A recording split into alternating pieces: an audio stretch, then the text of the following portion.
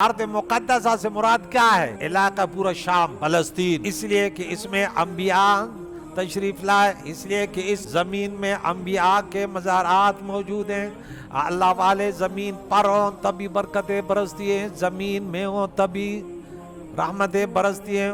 یہاں تک کہ ایک اللہ والا اس زمین پر کہیں بیٹھ جائے، غالباً قاضی ثناء اللہ پانی پتی رحمہ اللہ نے لکھا، وہ تا قیامت وہاں پہ رحمتوں کی بارش ہوتی ہے۔ پھر اس نے ایک واقعہ سنایا، وہ واقعہ بھی مجھے یاد ہے۔ حجاج کرام حج کے پہلے لوگ حج کے لیے پیدل جاتے تھے۔ اللہ والوں کی شان دیکھیں، اللہ والوں کے پاس بیٹھا کرے، ان سے محبت کیا کرے۔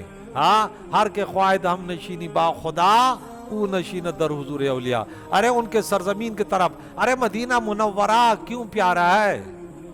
کیا وہ کوئی الگ مٹی ہے؟ نہیں، وہاں پہ کوئی الگ سی ہستی ہے جس کے صدقے سورج اور چاند کی روشنی ملتی ہے، جس کے صدقے سے آج دنیا ویران نہیں ہوتی۔ ہمیں دولت ایمان ملا، ماہ رمضان ملا، پیارا قرآن ملا، تو وہ سرزمین بھی پیاری ہوتی ہے جہاں پہ انسان کا محب رہتا ہے، اور جہاں اللہ کا محب رہے، اللہ کا محبوب رہے، تو پھر بات ہی کیا؟ پھر تو اللہ تعالیٰ نے دنیا والوں کی محبت دلوں میں رسول اللہ کی محبت ڈال دی۔ امتی جہاں بھی ہو، کہتے وہ دن کب آئے گا کہ میں مدینہ منورہ جاؤں۔ اب تو بس ایک ہی دھن ہے، تو پھر نعت سن لو۔ اس وقت کوئی نعت خوان ہوتا وہ سنا لیتا کہ بس یوزل بزا پتا و کل زڑگی سر لزما ز خیر البشر لزما چ رب رضاش۔ میں حضور کے پاس جاؤں گا، میرا رب راضی ہو جائے گا۔ قرآن میں آیت نمبر 64 میں سورۃ نمبر 4 میں فرمایا، اے محبوب جب اپنے جانوں پر ظلم کر بیٹھے تو آپ کے پاس آ جاتے، اللہ تعالیٰ سے مغفرت طلب کرتے۔ وَاسْتَغْفَرَ لَهُمُ الرَّسُولُ لَوَجَدُوا اللَّهَ تَوَّابًا رَحِيمًا۔ اور جس کے لیے رسول اللہ مغفرت کی دعا کر دے، کیا ہستی ہے۔ تو ہمارے شیخ نے کہا کہ وہ حجاج کرام اس میں اللہ والے تھے، اللہ والوں کو وہ چیزیں نظر آتی ہے جو عام لوگوں کو نہیں آتی۔ بخاری کی حدیث ہے، مشکات شریف پر 97 صفحے پہ موجود ہے، من عادا لی ولیا فقد آذنت بالحرب، کہ اللہ تعالیٰ، وہ لمبی حدیث ہے، حدیث قدسی، اس میں ایک جملہ عرض کرتا ہوں کہ رب فرماتا ہے پھر میں ان کے آنکھیں بن جاتا ہوں، ان سے وہ دیکھتا ہے۔ پھر اللہ والوں کو لوگ کہتے ہیں نا حضور ہمارے جیسے بشر ہیں، دیوار کے پیچھے کا علم نہیں ہے۔ ارے انہوں نے حدیثیں نہ پڑھی، اللہ والوں کے پاس کبھی نہ بیٹھے، سنیوں کے پاس بیٹھتے تو عقیدہ بن جاتا۔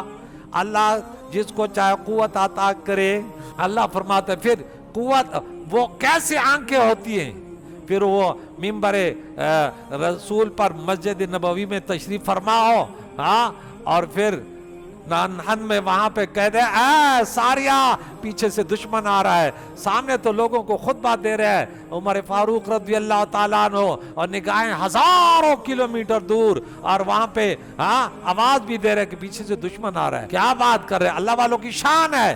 تو بات کر رہا تھا، میرے شیخ نے کہا وہ حجاج کرام وہاں سے گزر رہے تھے، ایک بستی سے گزرے، بولا اس شہر میں ایک گھر ہے جہاں رحمتوں کی بارش ہو رہی ہے، معلوم کرو یہ گھر کس کا ہے۔ ایک شخص کو بھیجا، جا کے دروازہ ٹک ٹک آیا، کوئی باہر آیا، بولے اس گھر میں کون رہتے؟ بولے یہ رہتا ہے، یہ رہتا ہے، یہ رہتا ہے۔ بولے کوئی اچھا انسان نہیں؟ بولا ہم سب یہی گناہگار خطا کار رہتے ہیں۔ بولا اس میں کوئی اچھا انسان گزرا؟ بولا نہیں، بس ہمارا تو یہ دادا پردادا بھی عام لوگ ہیں۔ بولا کوئی اور کہانی؟ یہاں پہ کوئی وقت میں کوئی اچھا انسان بھی آیا؟ بولا ہاں، چند سال پہلے یہاں سے اللہ والے گزر رہے تھے، ایک نے ایک بزرگ یہاں سے گزرا تھا، اس کی دعوت کی تھی، وہ اس گھر میں تھوڑے ٹائم کے لیے یہاں پہ جلوہ گر ہوا تھا۔